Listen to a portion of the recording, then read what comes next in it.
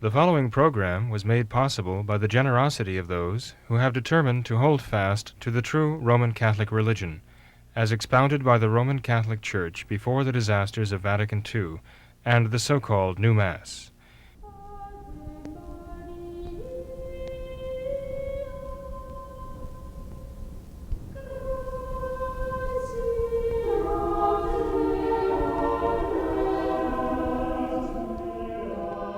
Hello, and welcome to What Catholics Believe. I'm your host, James Birch, and with me today is Father William Jenkins of Immaculate Conception Church in Norwood, Ohio. Our show is going to focus upon current events as well as any matters that are pertinent to our traditional Catholic faith. Now, Father, today I brought with me, hot off the presses, 5 hours ago, the headline came out that with an historic visit, Obama seeks common cause with the Pope. And I would like your comments on what this article has to say about Obama's near and the future here visit with the Pope. And the article starts out by talking about President Barack Obama captured a near rock star status around the world among millions who saw him as the embodiment of a new sense of social purpose. Now that baton has largely been passed to Pope Francis, whose visit to the White House next month will put his common cause with Obama on vivid display. Not long ago, actually, maybe a year or two ago, Pope Francis actually appeared on the cover of a current magazine. What are your thoughts on the rock star status of both our president and especially Pope Francis? Well, that so-called rock star status is supposed to endear him to the peoples of the world, especially, I think, to those who really have no faith. He's a media sensation. He's a personality. I think of John Paul II before him, whom Francis has presumed to canonize. And as John Paul II was being conducted into Giants Stadium, the crowd was doing the wave and crying out, JP2, we love you. And so, again, this is a very secular, worldly fame. I think it's very interesting to recall the words of Nubius. That's the nom de plume, or we'd rather say nom de guerre, the pen name, you might say, of the writer of the Permanent Instruction of the Alta Vendita in the early 1800s, the Mason. He outlined the Masonic plan to infiltrate the church and to obtain a pope who would follow the Masonic agenda to create a one-world religion, a revolution. It would completely divert the church that Christ established from its mission of saving souls and turn it into a worldly church that would think nothing of saving souls, but only of gaining kind of paradise lost and recreating the Garden of Eden here on earth. He said that the Pope, that he Nubius, the Masonic leader of Italy, wanted to see was a man who could be controlled by threats and fear, on the one hand, or by flattery, on the other hand. And we see this flattery directed at Paul VI and John the 23rd before him. We see that flattery heaped upon John Paul II, and now we see that Francis is just awash in this flattery. He loves this fame that he's gotten for being the humble Francis, as it were, kind of a new Messiah almost, who's going to recreate the church. He outlined the plan, in his Evangelii Gaudium, his manifesto, when he first was elected. And now he's come out with his encyclical, which is all about global warming and the necessity that we have of dealing with global warming. Again, nothing to do with healing, saving souls, not anything to do with really sin against God, but only harming the earth. This man represents the embodiment of exactly what the Masonic lodges of Italy wanted to gain by infiltrating the church and producing a revolution in tiara and cope, I would have to say that Francis, without the tiara and without the cope, is exactly that revolution the Masons of Italy were calling for. And yes, he certainly has been crowned now the rock star. I suppose it's perhaps reminiscent of our Lord's words in St. Luke's Gospel, chapter 10. I saw Satan falling as lightning from heaven, and the image of the fallen star. Falling into the abyss. So it's a very ominous title that they've given to him. And you made a couple interesting points in what you said, Father. In fact, the point about flattery is even right up front in this article here, because the article states Obama has made no secret of his affection for the outspoken Pope, calling him a transformative leader whose influence has transcended the Roman Catholic community. So I think you're right on point with the idea that there's a lot of flattery going on for the current Pope. And not only that, but what is interesting in this article is that the spokesperson for the Catholic faith in America, who is held out there by the American press, is Vice President Joe Biden, an openly pro-abortion Catholic, which is directly at odds with where the article concludes, and they talk about really the only differences in opinions that Obama and Pope Francis have are over abortion, yet the Catholic spokesperson in the United States is Joe Biden, a pro-abortion leader in the United States. And he makes a very interesting statement, which I would like you to comment upon, and you touched upon it with what you already said, and that is, he said, Pope Francis has breathed new life into what I believe is the central mission of our faith, Catholic social doctrine. That statement, Catholic social doctrine, can you talk a little bit about that, and what does that even mean? Well, social doctrine has to do with what came to be coined as social justice, okay? The Church has always recognized there's distributive justice and commutative justice, legal justice. Social justice is a term that kind of cropped up in the 50s and 60s, possibly as early as the 40s, I'm not sure. But it was meant to kind of convey the idea of kind of a globalist idea of seeking justice for mankind here on earth and creating just societies. That is not what the Catholic Church was established for, to create just societies here on earth.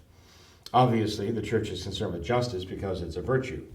And the Church is concerned, as God himself is concerned, with any virtue in the human soul. But nonetheless, it is not the mission of the Church, as established by Christ, to create a paradise here on earth, a perfectly just society. The Church must seek justice for all mankind, it's true. But this is a secondary mission, subordinate to her mission of saving souls.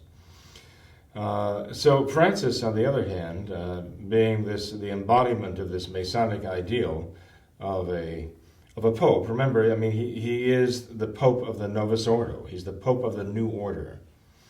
And when he's referred to by that title, we have to remember that, because he is actually changing the nature of the papacy. He's changing the entire order of government of the Roman Catholic Church, the traditional order of government of the Church. He's changing the nature of the papacy as Christ established it on Peter. As they have already changed the liturgy, that is the worship of the Church, as they have already changed the faith insofar as they are actually endorsing the errors that are now being taught by keeping those who are teaching them in power, in places of influence, to influence the Catholic people and confuse them with their errors and even heresies. So they are changing the whole mode of government of the Catholic Church. Francis himself is leading the charge on that. He has said so many things that favor Marxism, that he has been charged in the press at times, the conservative press, of being a Marxist. I think he's given them a very good case to argue that he is a Marxist. After all, his continual attacks upon capitalism are remarkable insofar as he is endlessly talking about the rich and the poor, the rich and the poor, the rich and the poor. This is the message of Marx. Notice Francis never talks about the middle class. This is the great triumph of a moral capitalism, such as we have witnessed here in the United States. It's not that all capitalism is moral. It can be moral or immoral, depending on whether it is based on the principles of the gospel. If you have immoral capitalism, it degenerates into socialism and becomes a tyranny. But if you have capitalism that is guided by morality, then it can be very productive and do great things. For example, in this country, it has produced a large middle class, the middle class being the backbone of the country. As I mentioned before, in Marxism, there's no room for a middle class. There's absolutely no place in Marxist philosophy for a middle class. There's only the room for the owners and the laborers, for the bourgeoisie and the proletariat, for capital and labor, because the whole of Marxist program involves a warfare between the two. That is what drives history. That's what's supposed to drive history now to the final consummation in the great communist society of the workers' paradise.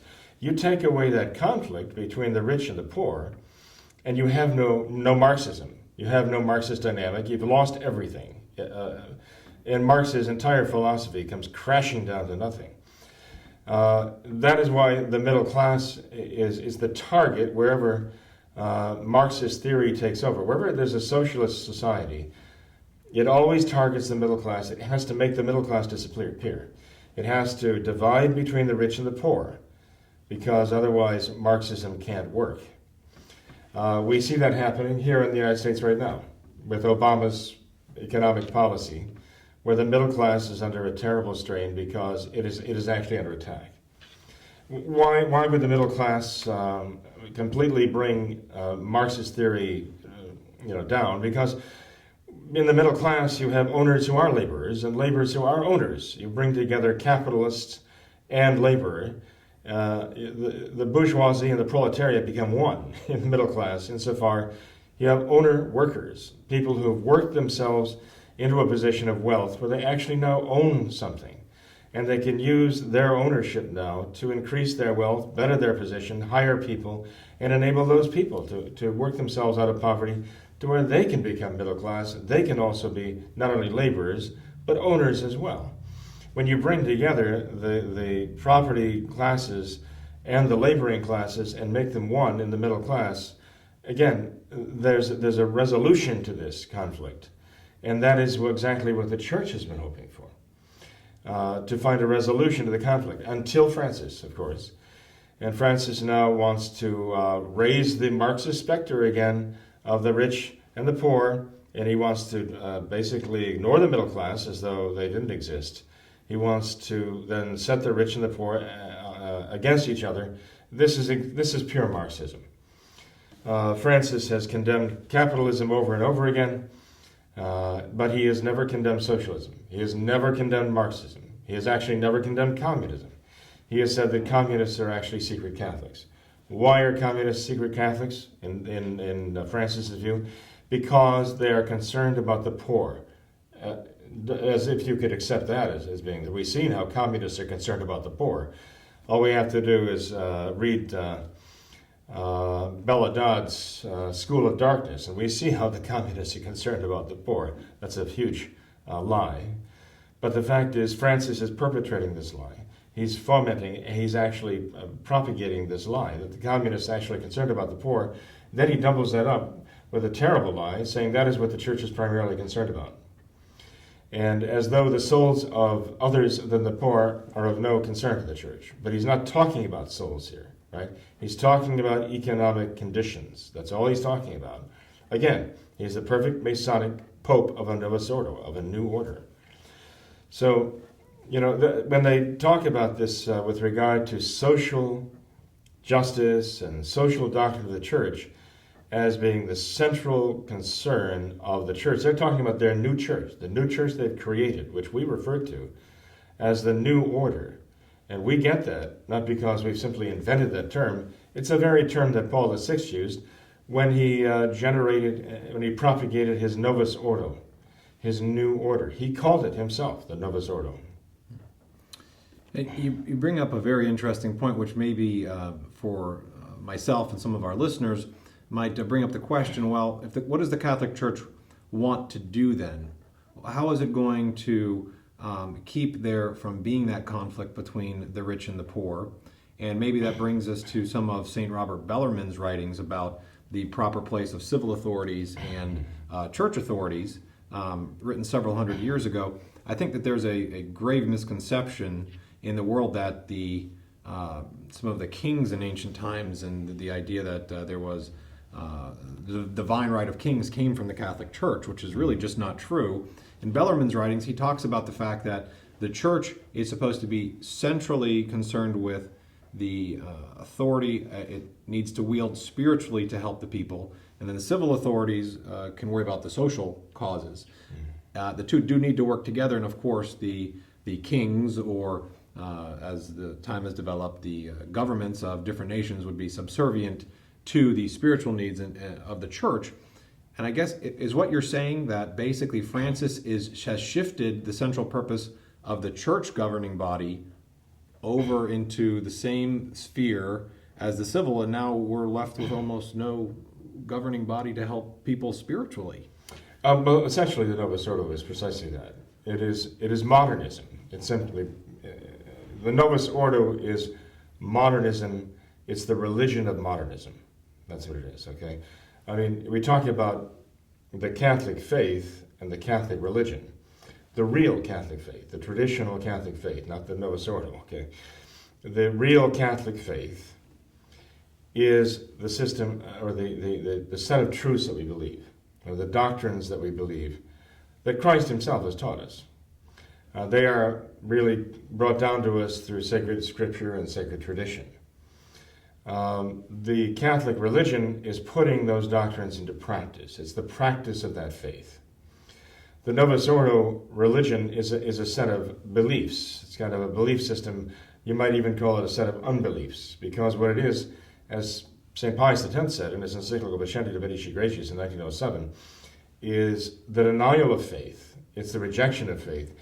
It's actually a redefinition of faith as merely experience. It's the experience of each individual of the divine. It doesn't define what the divine is, but that's what modernism is. It's very vague and airy and gassy, so it's very nebulous. And but each individual has a religious sense, and through that religious sense, he senses a need for something greater than himself, something transcendent. And insofar as he is open to that, he will experience this. The divine, it's with a capital D, and the divine left unanswered as to what that is. But when the person experiences that, that's his faith experience, okay? So each individual has his own personal faith experience. And when someone has a very powerful faith experience, for example, Mohammed or Abraham or Buddha or Jesus, as they like to say, the Jesus of history, then others want to gather around and share that faith experience. So the person who has that great, deep faith experience and is powerfully expressing it draws a crowd around him who want to share in that and experience that for themselves. And then that's where you have the great religions that have formed. And they're all true to some extent. At least you can't say any of them are untrue, because they're all based upon a real faith experience that the individual actually had. And no one's in a position to argue or contend over whether that experience was authentic or genuine. And so, but they all come from the same divine, see? So you can have all these different world religions actually coming from the same divine thing. And that's where their ecumenism comes from, because they can all work with these other faith experiences and just say they can be more or less true, I guess, insofar as they even recognize the word true or genuine. But the fact is, they're all true. ultimately, and they will all lead us back together again into one great world religion. Now, as far as Francis goes, he actually believes that this is the case. So, when you transfer that into the government realm, you actually see that St. Pius X has discussed this very thing that you mentioned here. And what you've said about St. Robert Bellarmine, and you look at that teaching of St. Robert Bellarmine as opposed to the New Order doctrine, you're expressing very much what St. Pius X said in Pascendi, but the modernist view of faith and religion as related to the secular authority and the world authority. Because, in fact, St. Pius X said, the modernists would subject faith and the faith experience, and therefore all religion, to the secular authority in the world. And this is the way he explains it. He said that the faith experience is something that is kind of ineffable, really, and inexpressible. So one has to use human terminology to express the faith experience. It's never quite adequate, and it's always changing. So that means that religious expression of the original faith experience has to change and evolve as time goes on. Otherwise, as the mode of expression changes, you kind of lose that contact with the original faith experience. So your manner of expression always has to be keeping up to date with the current mode of expression of mankind and their current concept of who the divine is, who God is. That's why they call it modernism. It has to reflect the modern ideas and modern values in order to be a current expression of the original faith experience, no matter how long ago it might be. If it doesn't express itself that way, it has become outdated, it has stopped evolving, and it's going to die. This is what the modernists said needed to be done to the Catholic Church. The Church had to be constantly evolving.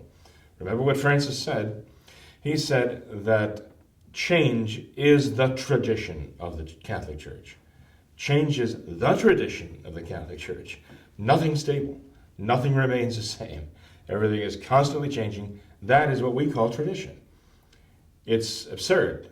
It's more than absurd. It's a blasphemy, actually, against God. As if to say God has to constantly change for us to know who he is. Or we have to constantly change our idea of who he is to keep up. But, of course, we know from sacred scripture that God does not change. So this whole idea they have of trying to bring together the religious authority, they're trying to build a certain religious authority around a model of Francis. And the other religious leaders are falling into line there, for the most part. And the modern world leader in the model of Obama and those who are like him, they want to bring together the, almost in Biden's case, the legitimacy in the minds of the Catholic people, such as they are now, and the condition they're in right now, for the sake of melding these two into one. But as St. Pius X explained, and I should finish this thought, when the faith experience remains within a person, it is not subject to control. When it is expressed outwardly, it becomes subject to control of secular authorities. And the secular authorities have the right then to control the outward expression of religion. That's the modernist idea. And so we're going to see that more and more now, as Francis brings together these ideas, and Obama is on the other end, not only embracing them, but saying that they correspond to his own ideas. Right? You're going to find that Francis, who has told us already to stop obsessing about abortion, stop obsessing about contraception, stop obsessing about homosexual marriage, that he's going to fit just hand in glove with Obama and with Biden. And I think what they're doing, personally, I think they're setting up Joe Biden to win the Catholic vote. You know that the majority of the so-called Catholics in America voted for Obama in the last two elections. And I see no reason why we shouldn't expect, especially with this, okay, that even a greater majority will be voting for Joe Biden. And then I say, heaven help us, because the very fact that we would be facing the prospect of a Joe Biden as a contender for the presidency of the United States of America, well, to me personally, that's a very, very scary thought. You said a couple, I think, of very interesting, almost catchphrases as you were speaking, Father. One was the idea that Pope Francis has said that change is the tradition of the church. So obviously, a president who ran on the basis of change, it's not far-reaching to say that you can see how the two of them could easily come together. Jim, that's a very good point. Yeah, that's a very good point. Hope and change, right? Right. They could be using the same motto. Yeah. Perfect. The other thing is this faith experience. I grew up and had many Protestant friends, and they would talk about, they were good people, but they would talk about their faith experience and their own personal relationship with Jesus Christ.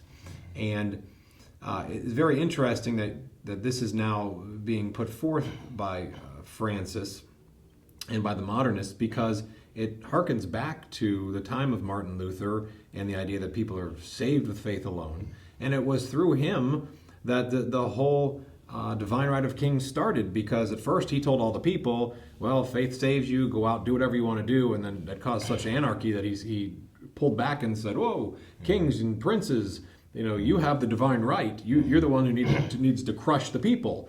It's as if we're reliving those times in the Henry VIII's who say, God has given me this power to rule over you and do whatever I want, all over again. Well, Jim, that's a very good point, too. We would expect that as Francis says he's going to finish the revolution of Vatican II and complete it, so we might say that he's also going to complete the Protestant Revolution.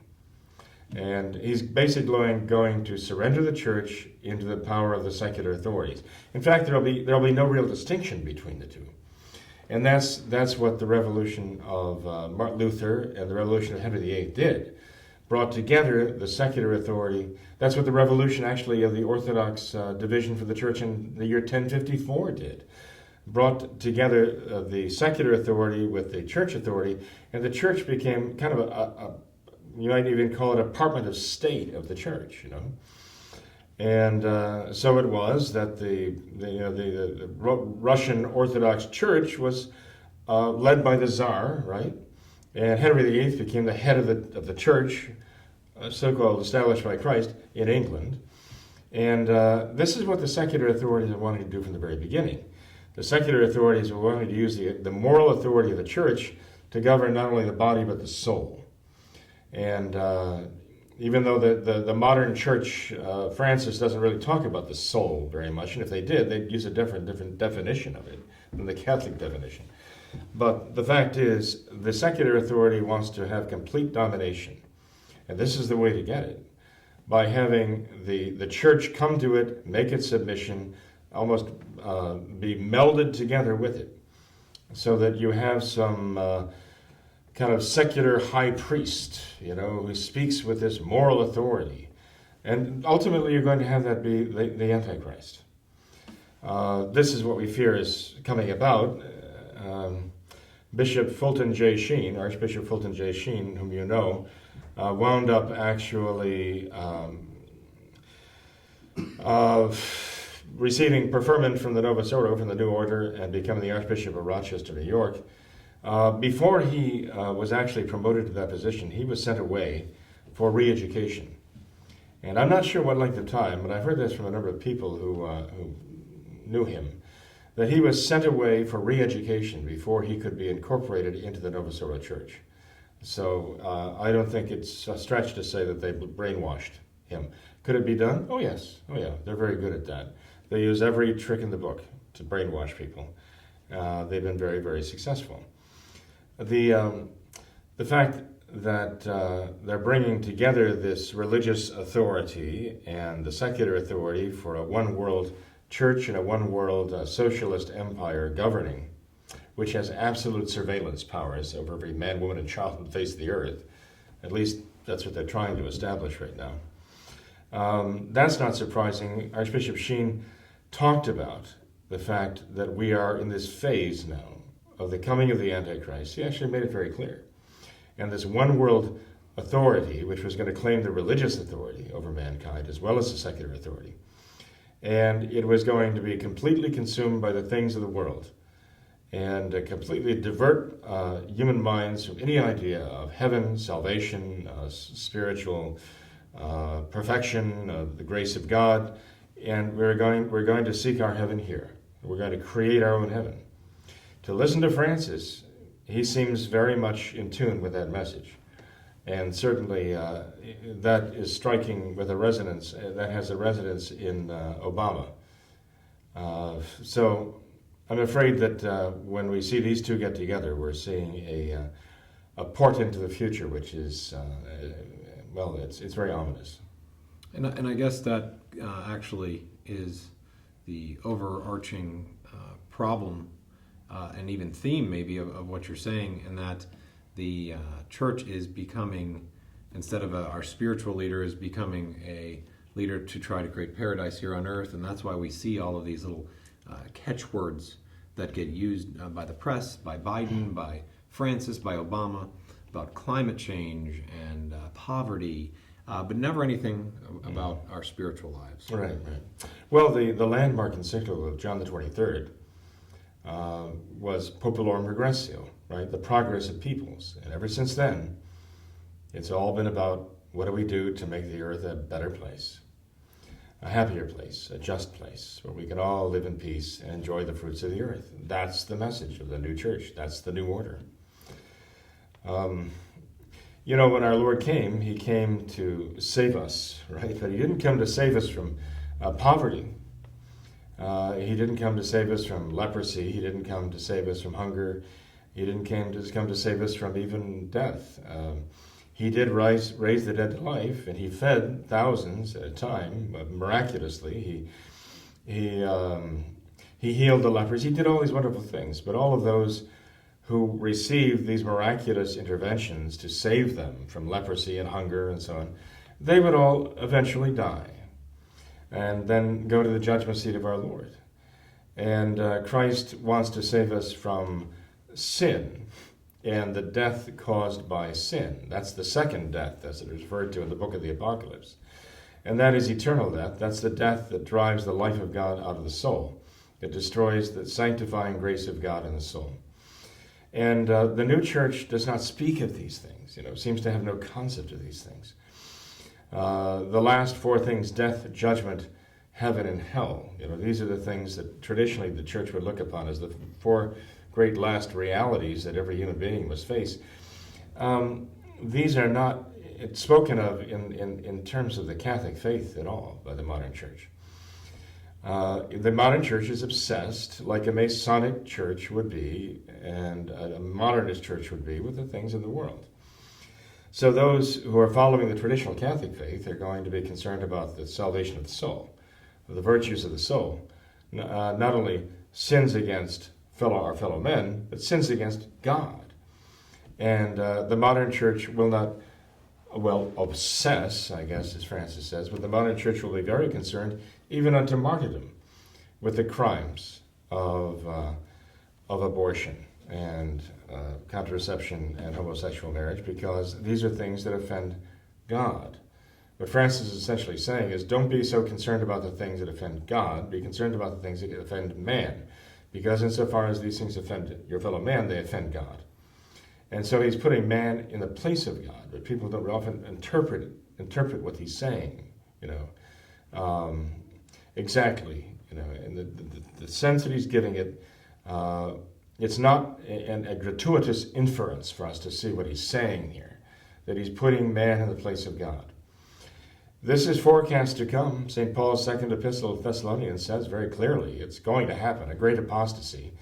And the man of sin will appear among us.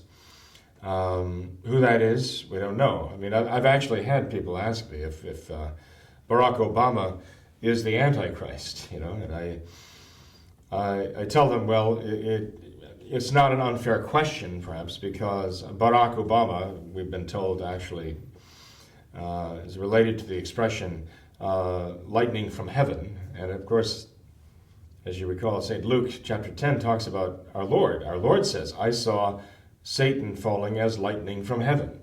And the name, curiously enough, seems to hearken to that. But I just tell them that I'm quite convinced that Barack Obama is not the Antichrist, because the Antichrist does not need a teleprompter. And Obama cannot function, it seems, without a teleprompter. So this is rather controversial material, I understand that. But the fact is, we're living in very controversial times, and it requires some straight talk. We also have to recognize our limitations when we can say this is authority or this is just a matter of opinion. So it is my opinion, anyway, that the Antichrist will not need a teleprompter. Let me just say that. But I believe, in fact, that he's not far off. The Antichrist, I should say, is not far off.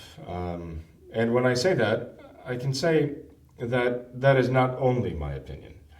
Archbishop Sheen spoke in those terms in his book, Communism and the Conscience of the West. If someone wants to look that reference up, it's in Communism and the Conscience of the West when he says that this is what the future history is holding before us now. This is what lies before us. But also St. Pius X in his first encyclical, E Supremi, just a matter of basically a month and a half or so after he was elected the Pope, perhaps 2 months after he was elected Pope, he issued his first encyclical, E Supremi, in which he said, at the beginning, he was terrified at the thought of becoming the Pope. Now, popes had written encyclicals before and made statements before about becoming popes. And they expressed very humbly the thought of their unworthiness to become the Pope and the thought of their inabilities, trusting that God would give them the strength that they needed, the wisdom they needed. Popes had spoken very humbly about the papacy before, but never, to my knowledge, has a pope said he was terrified to become the Pope. And the reason why St. Pius X said he was terrified to become the Pope is because how he perceived the immediate future. He said there were signs in the world at that time, 1903, that showed that those events foretold by St. Paul in the second epistle to the Thessalonians, chapter 2, were at hand, and that the Antichrist might already be in the world, St. Pius X said, or be soon to come. And you can imagine the terror of a man being elected to the true papacy as a vicar of Christ, the vicar of Christ on earth, at the time that he believes the Antichrist is there or about to come. That would be truly apocalyptic times. I believe that we're living in those times right now. Others believed in the past that they were living in such times, but they rose to the occasion and they prayed and begged God for mercy, and he gave them mercy. Perhaps because of that, he did extend the quote-unquote lifespan of the world, and that's why you and I are able to be here now. Whether the Catholic people will rise up now and resume the practice of their faith and pray as they should, hearkening to Our Lady's words of Fatima, that remains to be seen. But it's not over yet, and the last bell hasn't rung yet. So there is still time to answer what Our Lady at Fatima called us to do, and that is to pray, offer sacrifice, and beseech God for mercy. It can still be done. And I think that's excellent advice for the people who are listening here, because I've heard you say this before, that no one knows when the actual end of the world will occur, but we will all be there for the end of the world, because at some point our own judgment will come, our own personal judgment. Well, the personal judgment, yes, but then the general judgment. So that's what's going to bring us all together at the end. You're right. And the advice to prayer is, as traditional Catholics, is the one thing that we all can do, right? To further that and offer sacrifice. Yes, and that's what we're called to do. Okay. Prayer and sacrifice. Very simple formula. So simple, there's really no fine print. You either accept it or you don't. Mm-hmm. So it's something incumbent upon all of us. We thank you for joining us on What Catholics Believe. We will be recording episodes on a regular basis and hope that you will send us your questions to the email address listed below. Please keep us in your prayers and remember the words of Our Lady at Fatima, to pray and make sacrifice, especially pray the Rosary and devotedly attend the Holy Sacrifice of the Mass. We thank you.